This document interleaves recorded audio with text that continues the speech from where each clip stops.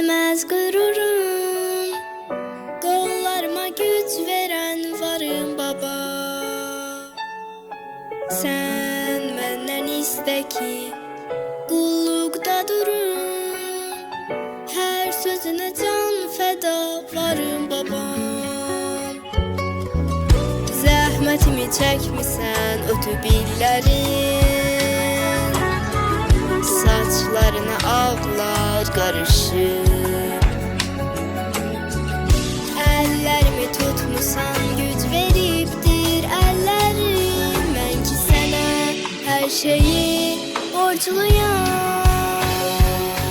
Sensiz olmaz evladımdadır dünyada, yoktur elə bir nəfər sənə tay baba. Öyrətdin mənə mahir ol, sözü düz yaşa. Sən mənim ən böyük dayağım sana ay baba. Sən mənim ən böyük dayağım sana ay baba.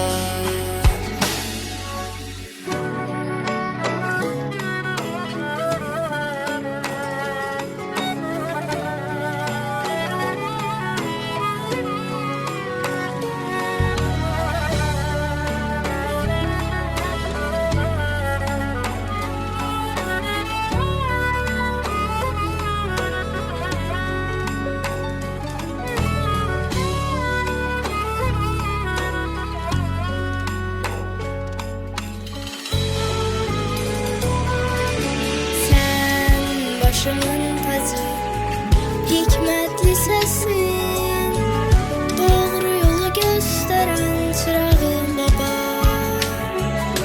Sen bir hayat kimi, candır nefesin, her sözüne can feda canım baba.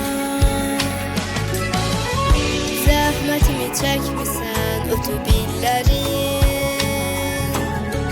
saçlarına ağlar karışır. Ellerimi tutmusan güç veriptir ellerim, ben ki sana her şeyi borçluyum.